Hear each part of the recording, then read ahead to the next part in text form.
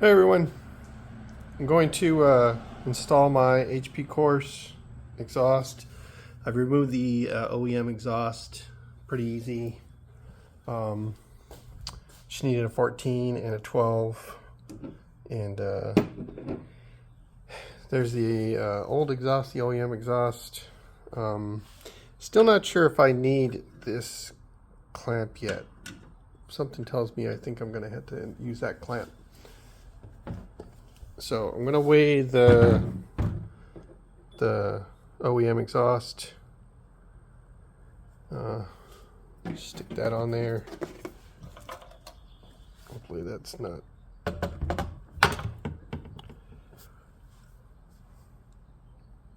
Okay, so that's 10 pounds, 13 ounces. And just to leave this in the bag and just weigh it.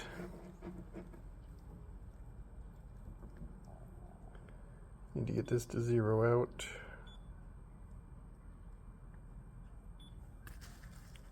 See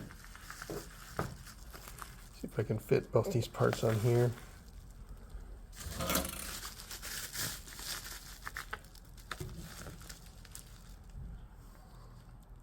Okay, that's 6 pounds.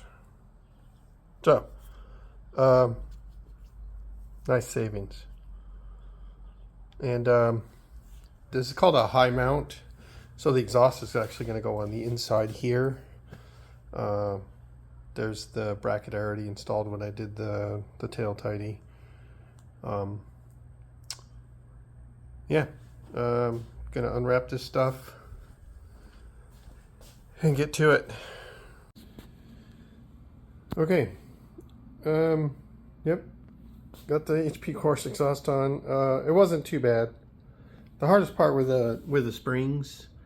What I did was I took some weed eater line and just used that as almost like a rope, and then I twisted that between like one of my breaker bars, and I just set the exhaust down along between my legs, exhaust end facing down, and I just used that to pull the spring towards me with both hands. They went on pretty easy. Wasn't that hard. The one big thing, I'm not sure what to torque that to. I need to look that up. So I'm concerned about what that is, what the torque is on that collar right there. I might have just send an email to HP Course and ask them, hey, what should that thing be torqued to? Other than that, so I bought this exhaust. I did have the ECU flash by, what is it? Dyno Works in Kirkland, Washington, I think is what it was. So I sent it off. It didn't take too long to get there. It came back real fast. I still have the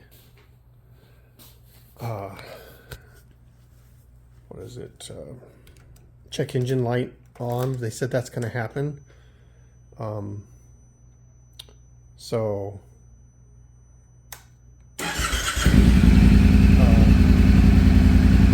I'm not sure how long that's going to take. I think they have it in their FAQs, like if it should go away after so many miles. And I got the quick shifter all working. It works flawlessly. It's great.